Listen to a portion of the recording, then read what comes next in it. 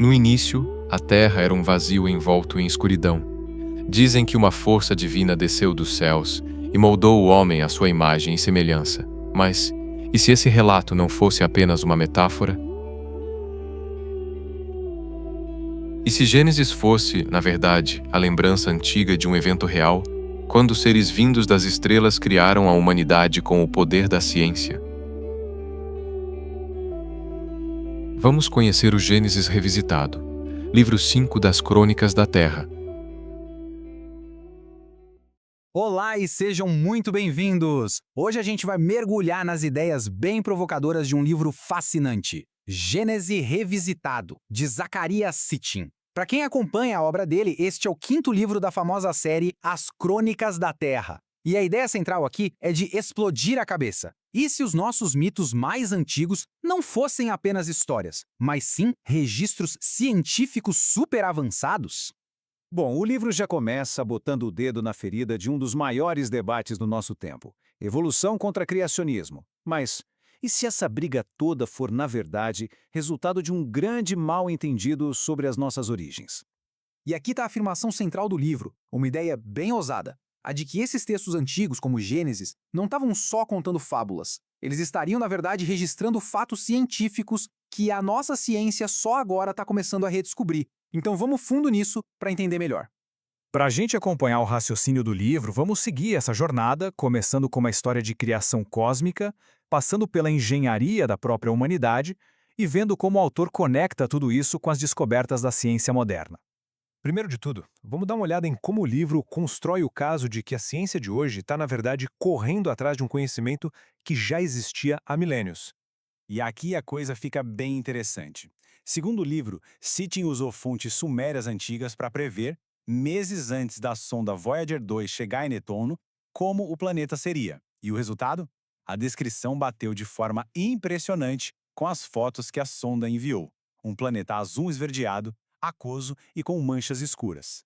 Mas de onde viria um conhecimento tão preciso? O livro aponta para os Sumérios. Eles teriam detalhado a formação do nosso sistema solar numa história épica que eles chamavam de Enuma Elish. Então, o que a gente sempre viu como um mito sobre deuses guerreando, o livro reinterpreta como um relato astronômico preciso sobre a formação dos planetas. A Batalha de Marduk e Tiamat seria, na verdade, uma colisão planetária. Pensa bem, um único evento cósmico teria dado origem à Terra, à nossa Lua e também ao cinturão de asteroides. E tudo isso estaria registrado em textos de milhares de anos atrás. É uma ideia tanto. Agora, qual é a evidência que o livro apresenta para esse conhecimento todo?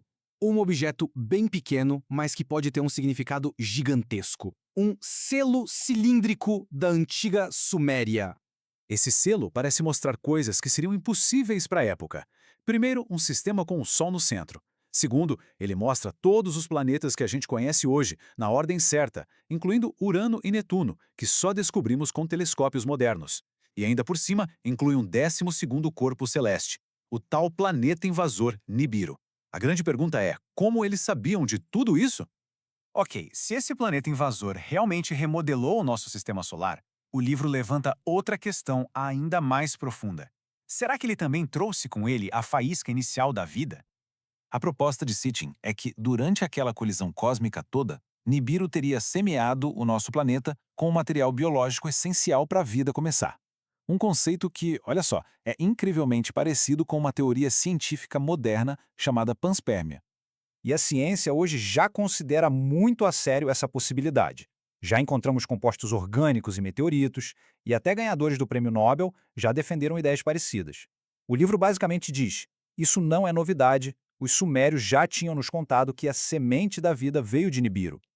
Saindo da origem da vida como um todo, o livro mergulha então na origem da nossa própria espécie, tentando resolver o que talvez seja o maior quebra-cabeça da evolução humana. A gente vê na linha do tempo um desenvolvimento gradual. Até que, de repente, bum! O Homo sapiens aparece. É um salto evolutivo gigantesco e repentino que até hoje intriga os cientistas. O livro sugere que esse salto não foi natural. Ele teria sido artificial.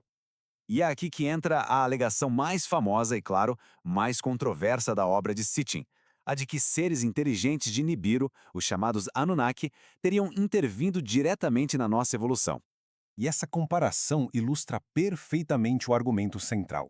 O Gênesis, que diz que Deus formou o homem do pó da terra, seria uma versão super resumida de uma história muito mais antiga e detalhada dos sumérios sobre, basicamente, engenharia genética.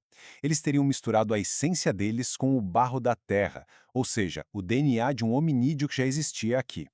A teoria vai além, afirmando que as evidências dessa presença alienígena não estariam só nos textos antigos, mas poderiam ser encontradas ainda hoje, não só aqui na Terra, mas lá fora, nos nossos vizinhos do Sistema Solar.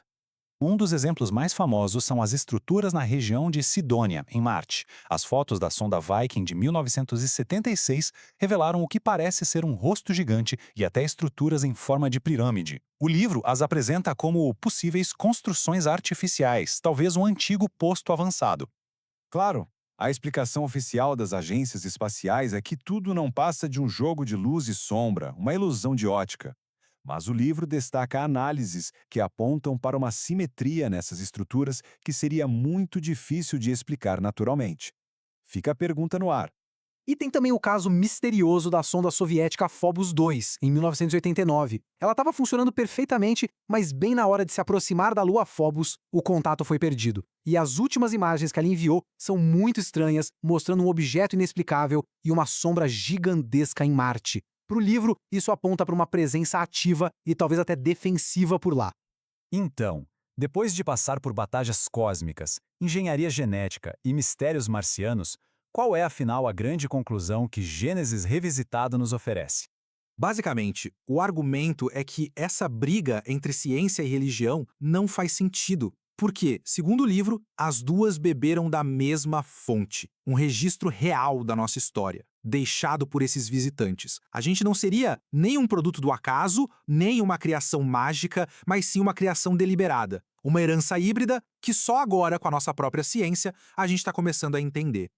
O livro nos deixa com essa reflexão final, um convite para a gente olhar de novo para as nossas histórias mais antigas com outros olhos. Se os mitos são o registro do passado, o que mais eles poderiam nos revelar sobre o que vem pela frente? Bom, se análises como essa despertam a curiosidade, não se esqueça de se inscrever aqui no canal e de deixar o seu like para mais mergulhos profundos em tópicos assim tão fascinantes.